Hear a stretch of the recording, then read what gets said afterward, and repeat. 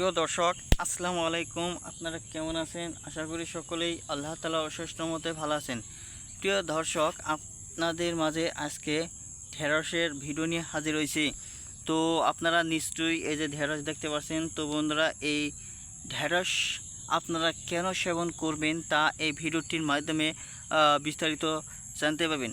আর বন্ধুরা, অবশ্যই আপনারা বেশি বেশি করে ঢেঁড়স খাওয়ার অভ্যাস করুন। যাদের ঢেঁড়স খাওয়ার অভ্যাস একেবারে কম তাদেরকে বলবো ঢেঁড়স যত বেশি খাবেন তত আপনাদের উপকারিতা হবে। তো বন্ধুরা, ঢেঁড়সের মধ্যে আঁশ রয়েছে প্রচুর পরিমাণে এবং কি ভিটামিন রয়েছে, ক্যালসিয়াম রয়েছে। তো যে সমস্ত ভাইরা ঢেঁড়স নিয়মিত খান তাহলে অবশ্যই তারা বুঝতে পারেন যে ঢেঁড়সের গুণাগুণ ও উপকারিতা কেমন। তো প্রিয় ভাই বন্ধুরা, বর্তমানে কিন্তু ঢেঁড়স পাওয়া যাচ্ছে।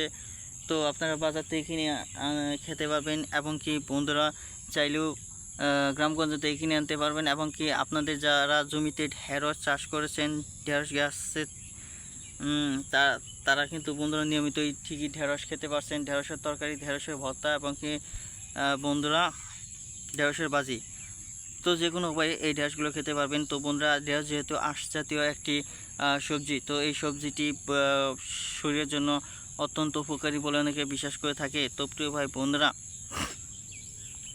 তো আজকে থেকে আপনারা ঢেঁড়স খাওয়া শুরু করে দিন। তো প্রিয় ভাই বন্ধুরা, এই যে দেখতে পাচ্ছেন কি সুন্দর ঢেঁড়স এসেছে। তো ঢেঁড়স চাষ করলেও শুধু যে খেতে পারবেন তা কিন্তু নয় বন্ধুরা, ঢেঁড়স চাষ করলে আপনারা বাজারে বিক্রি করতে পারবেন। তো প্রিয় ভাই বন্ধুরা, ভিডিওটি আপনাদের জন্য কেমন লাগলো অবশ্যই কমেন্টের মাধ্যমে জানিয়ে দেবেন। ধন্যবাদ আপনাদেরকে।